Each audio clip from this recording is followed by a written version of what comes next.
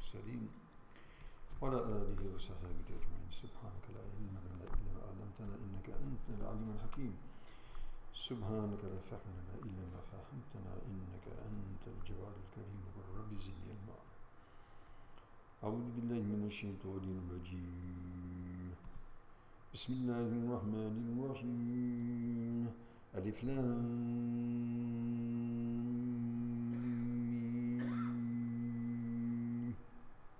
الله لا إله إلا هو الحي القيوم. نزل عليك الكتاب بالحق مصدقا لما بين يديه وأنزل التوراة والإنجيل من قبل هدى للناس وأنزل الفرقان. صدق الله مولانا العظيم. So alhamdulillah, by the grace of Allah subhanahu wa ta'ala, bi ni'matihi tatimmu as-salihat, we've completed Surah Al-Baqarah. And in Surah Al-Baqarah, obviously we also will reflect that we began with Alif Lam Mim. And there's a lot to be said about that. The basic bottom line is, as Abu Bakr radiallahu ta'ala mentions, that for every book of Allah subhanahu wa ta'ala there is asrar, there are secrets which are only known by Allah subhanahu wa ta'ala and His prophets.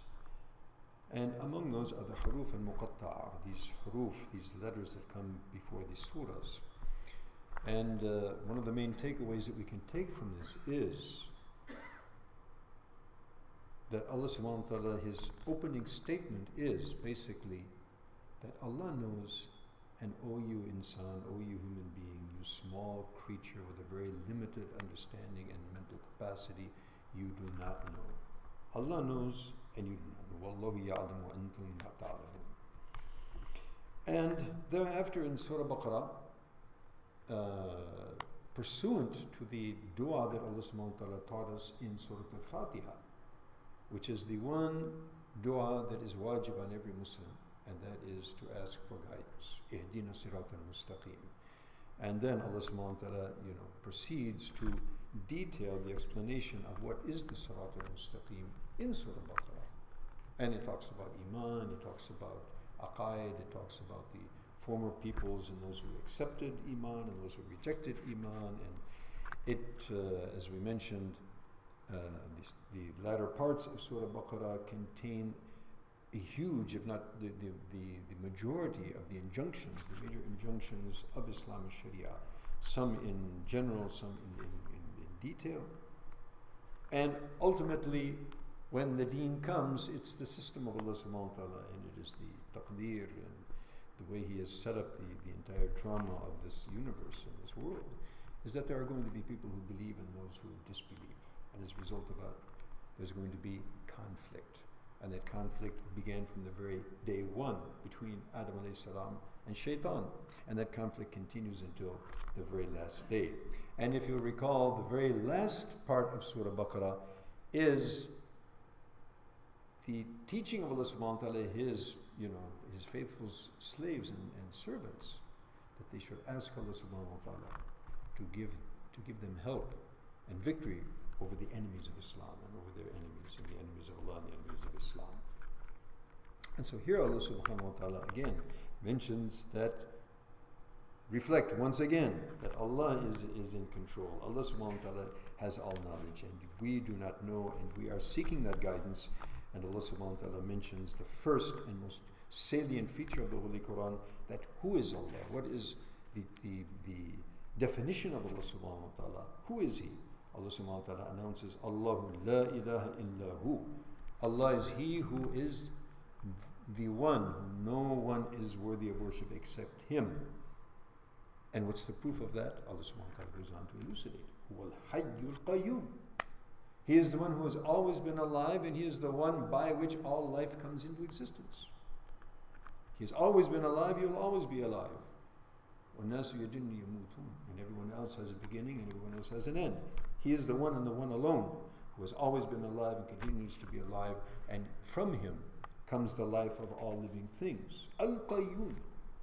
Self-sustaining. Not only self-sustaining, from without beginning, without end, but all existence is also sustaining through the order of Allah subhanahu wa ta'ala. Totally dependent upon Allah subhanahu wa ta'ala. So this is what we call in the Arabic language ad-dalil al-aqli. So one with intelligence, one with intellect can understand that who is the one worthy of worship? The one who has these qualities. Number two, the what we call the dalil al-naqli, the evidence which is related to us. نزل عليك الكتاب بالحق مصدقا لما بين يديه. Allah subhanahu wa ta'ala has sent down upon you, O Muhammad sallallahu alaihi wasallam, the book with truth, in truth, musaddiqan, verifying that which came before it from the books, the previous books. وأنزل التوراة والإنجيل, and also sent down the Torah and Injil min qabl, previously also. For what purpose? Hudan lin-nas, for guidance for the people. وأنزل الفرقان, and sent down the criteria to judge right from wrong, haq from falsehood, etc. So this is the second dalil, or the proof and the testimony from the former peoples. 124,000 prophets, all of them. They had no connection with one another. They came from, they were born without understanding, without knowledge. Allah subhanahu wa ta'ala sent to them revelation, sent them knowledge, and the same basis of deen that was sent to Muhammad sallallahu alaihi wasallam was also sent to 124,000 prophets, as is mentioned in hadith. So where did they get this from? Obviously not out of their own heads, not from communication. They didn't have internet, they didn't have iPhones and iPads. So where did they get it? From Allah subhanahu wa ta'ala. So this is another further elucidation of the proof that this is truth. And may Allah subhanahu wa ta'ala give us tawfiq to accept it and continue to learn about it and be guided by it. Ameen thumma ameen wa akhir da'wana alhamdulillah.